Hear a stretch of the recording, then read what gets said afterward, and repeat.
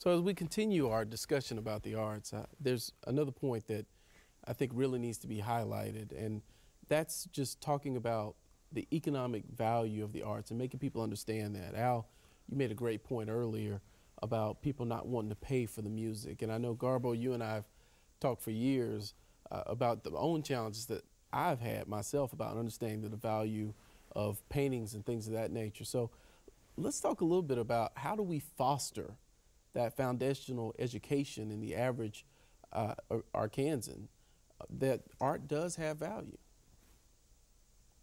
Well, I want to say, for example, in our area, again, referring always to Northwest Arkansas, even though, you know, my dream is to travel all Arkansas and bring the message with the music.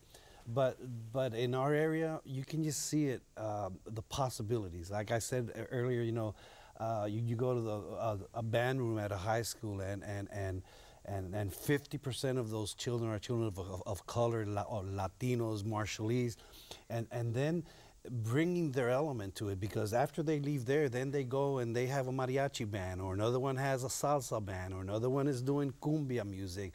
The Marshallese just wonderful with the ukuleles and doing their music in churches. So, you know, that's something that has brought a wonderful new spectrum to our area in the way of the arts.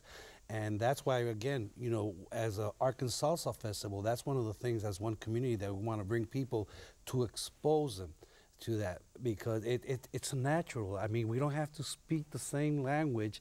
I mean, it takes time to learn English. It takes time to learn another language. The music is that common language. But it takes time to learn how to play music. Yes. And the time that's invested in those studies have value, right, Dr. Rowden? Absolutely. I just want to say that you're right. Everybody wants to be the artist, but everybody should really understand how to manufacture or how to package themselves. They need to understand the business of the music, as well as the business of the art, and that's where the value. You write a nice song, that's fine. You need to learn how to copyright that song. You need to learn how to copyright your catalogs. If you're writing a script, you need to learn how to copyright that so no one can take it from you. Yes, ma'am. You want to know the value of it? You want to do my work? You like my painting? It costs X amount of money, period.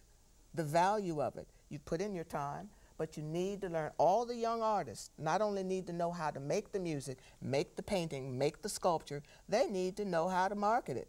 And that starts off with learning the business end of the arts. Now, Garbo, how do we make people, especially minorities, young professional minorities like myself, understand that these things have value and these things have a certain cost? Well, it starts again with exposing yourself, understanding and educating yourself, because understanding that art and real estate are the two things that are tried and true, that if you take care of them, they'll take care of you. And so that's just, it's education, exposure, that's the key. Well, now, we've talked a lot about Central Arkansas and Northwest Arkansas. Before we wrap up, Mr. Miller, I know you traveled a little bit with your show. Tell us about some of the experiences you've had outside of Central Arkansas. Well, it's interesting. We talk about economic impact and the value of the arts. Not to say that these communities didn't value what we brought to them, but there is a little bit of an education. I'll give you an example. I did the same show, Love Came Down at Christmas, in Helena, in the Delta. My ticket sold for $10. In West Memphis, it sold for $20 to $25, and in Little Rock, it sold for $35. Same exact show. And so it just shows you the difference of people's understanding of the arts and what they value it, when also people also need to take into consideration the economic impact that it brings. Because when we were in Helena, that means that was 20 people that were staying in hotels, that was 20 people that were at restaurants, that was 20 people who were employed in other areas, whether it was makeup, costumes, et cetera, et cetera. And I think those are some of the things people don't realize, that the economic impact that a show or arts can bring to your community. I think West Memphis is moving in that direction. I'm in conversations with the city of West Memphis and the West Memphis Civic Center, where I played Love Came Down at Christmas this past season, and they are starting to see the economic impact and the opportunities that it presents for itself, and hoping that we'll do more partnerships and more shows and bring it to that area of the state. Well, before we wrap up, I'd like to address one more issue, and I've got the perfect person here, Dr. Rowden, here to talk about it. We talked a lot about introducing young people to the arts. You just talked about challenging them, make sure they have these business skills.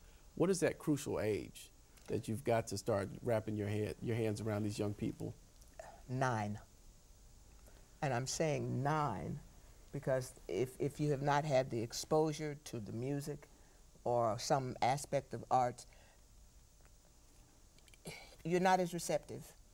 Everything happens, the earlier, it's just like learning to read, learning to walk. The earlier you can get involved, get exposed, making it, the better. Remember I said that word neuroplasticity? Neuron firings in your brains. If children are 4 and you have Spanish in the house and something, they'll learn both languages at the same time. Mm-hmm. 9th grade. She's not 9th grade, 9 years old. My 4th grade music teacher. Her name was Christine Johnson. I was at Stevens Elementary School. She did something with music in that class that set my course for the rest of my life. Wow. It was at 9. 9. It's interesting. It was at Well, that's it's research. 9. That's a powerful statement. So unless someone else has something else that they'd like to add, we're going to close with that. Yeah, I want to just mention because I have a 4-year-old granddaughter, and I said I need to bring her into the conversation in a way of saying I was doing a show in Northwest Arkansas, and you know, it was people were accepting and kind of enjoying it, and suddenly I see people reacting in a wonderful way, and I said, wow, I'm really getting to them. And when I looked, my granddaughter was back there with a maraca just shaking, and then and ever since, every time I go out there and do a show, I mean, she wants to be there. So in my house, little conga drums, little maracas, microphones, she's connecting. She's connecting through the art. So, you know, babies, when they're in here, start with the music or start with whatever art form, and you will connect. Exposure. That's the word. Exposure. The key word. That's right, exposure. Well, clearly the art is certainly one of the many forms which human beings connect. And thank you so much for joining us. That's our show.